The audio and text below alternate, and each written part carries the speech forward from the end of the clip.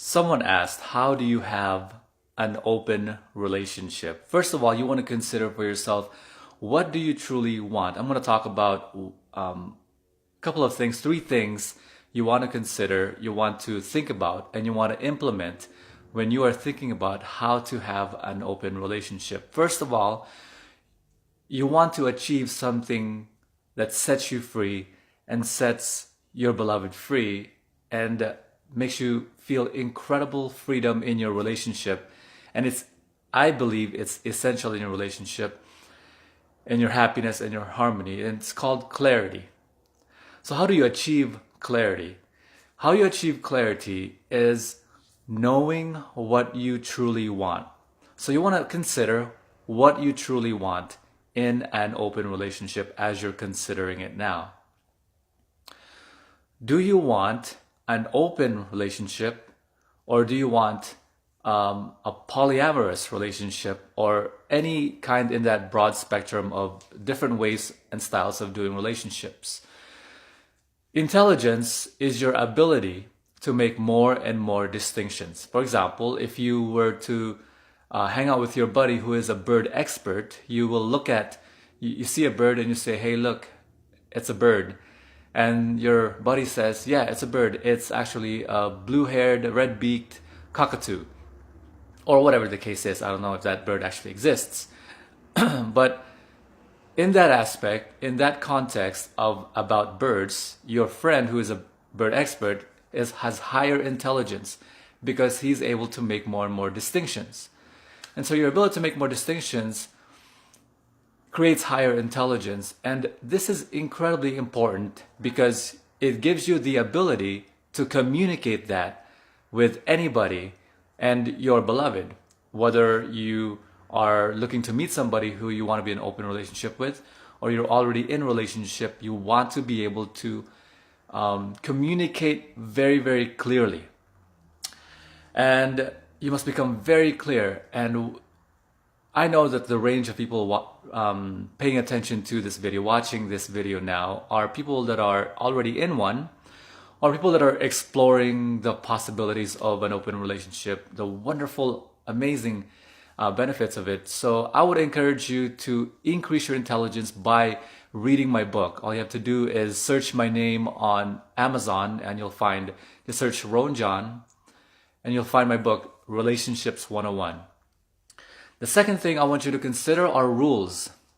And rules, the rules that you have in the conventional type of relationship, the exclusive, sexually exclusive, monogamous relationship, you really only have one rule, which is don't cheat, which is don't do anything with anybody else. So there's just most people only have really one rule, which is to be exclusive to one person. As you engage in more advanced things and more complicated things, such as an open relationship, it's important to have rules and boundaries and set expectations in the relationship, so that, because people like to expect things, they like to know what to expect always. The more rules you have in the relationship, it doesn't create less freedom, it creates more freedom. Let me give, for example, the reason why you and I are able to go out there in the streets and be happy and be confident and comfortable is because there are rules against people harassing you and assaulting you and killing you, murdering you. There are rules against it. The reason why we're able to live in an incredible society is because rules exist. And the only way you can exist in a wonderful and happy, harmonious relationship is if rules are put in place, and rules essentially are boundaries put in place. So what boundaries do you have? Let me share with you a couple of my rules. I have two primary rules in my relationship.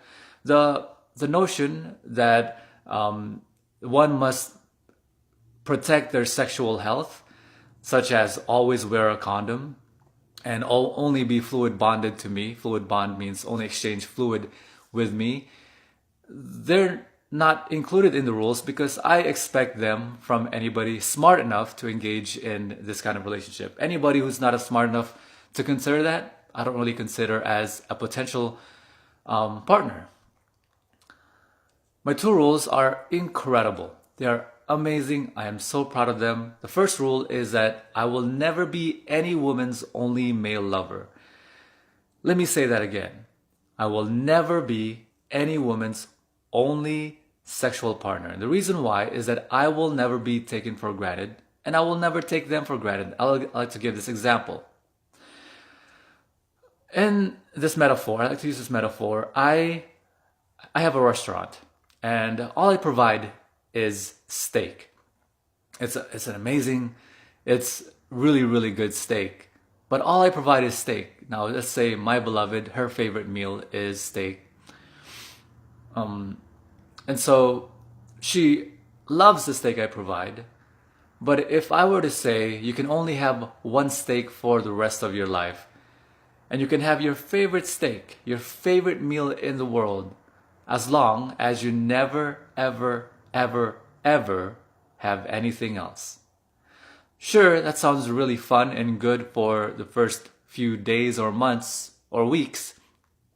But after a long enough time, anything you have enough of loses its appeal.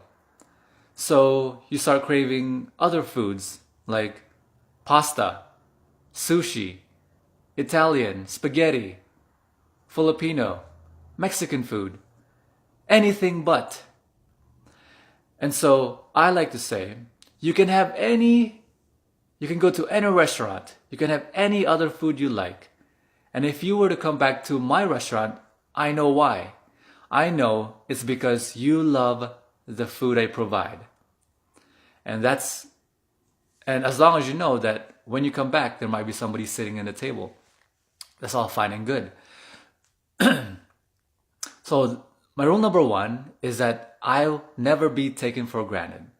Because if for example, that I'm the only person that she says, that's good, you can sleep with anybody you like, but I'm not going to sleep with anybody else. Well,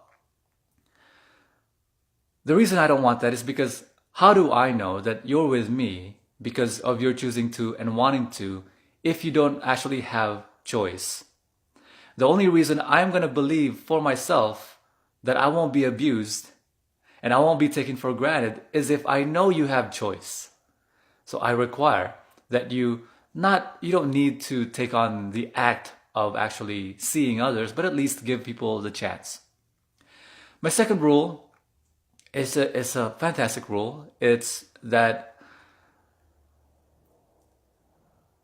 you must get along or do your best to get along with my other girlfriends. Doesn't mean you have to make love with them or do anything with them that you don't want to, but at least don't start rumors, no infighting, and do your best to get along with them. Those are 2 fantastic rules. And so what rules do you want to have in your relationships? And again, if you're just starting out, you may not have the rules that because of lack of experience. And so I encourage you to read my book. It's all about that. It's all about founding your relationship on unconditional love, founding your relationship on open communication, founding your relationship on the things that are preventing things that are not about unconditional love, which is like things like jealousy. And so the third thing I want to talk about is your comfort in open communication. So you want to manage expectations with your beloved. Are you going to be able to communicate openly or not openly?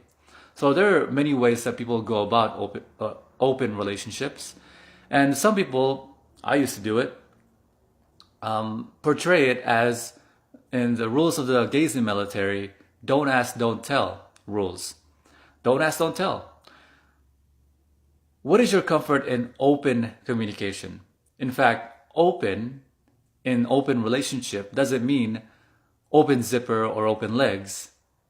It means open communication, your ability to be able to communicate openly, transparently with your beloved. I have no secrets with my beloved. I share everything.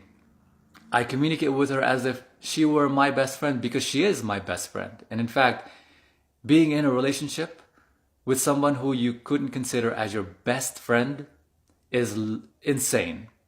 Why would you communicate any differently with your best friend than with your beloved? Of course, monogamy prevents that, because in monogamy, you can't actually be your natural self and your complete self, because you always have to go against your nature, because we humans did not evolve to be monogamous. If we were to evolve monogamous, I like to say there would be no word marriage. We would just pair bond with one person, and that's that for the rest of our life. There would be no need for the word marriage. So, evaluate and consider your comfort in open communication. Will you be able to communicate with your beloved comfortably, openly? Will you be able to comfortably communicate, hey baby, look at that girl, she's so cute, I'd love to go meet her? How would you feel if your beloved came up to you and say, hey baby, I saw this guy, he looks incredible and I would love to meet him. He seems nice and he approached me. I think he's really cute and I think he's a cool guy, very intelligent, and I'd love to visit him tonight. How would you feel when they're communicating that with you?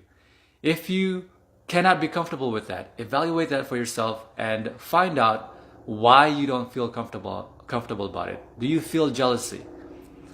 And I've talked about jealousy in my previous video, so we'll talk about that next time. So there's just 3 things you want to consider. Number 1, have clarity.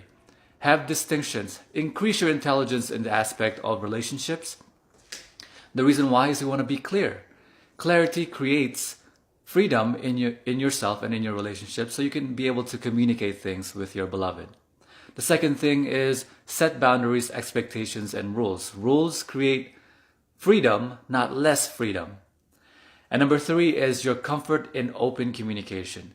You want to be able to communicate openly, transparently. And if you can't communicate openly, evaluate for yourself what's preventing you to do that and fix it and get rid of it. If you like this video, I would appreciate it if you heart this video, click the thumbs up, click the like, and leave a comment below. What do you think? What do you think about open relationships, and how do you have an open relationship? Share it in the comments below and share this video. I would really appreciate that, and subscribe to my channel. I'll talk to you on the next video. Bye-bye.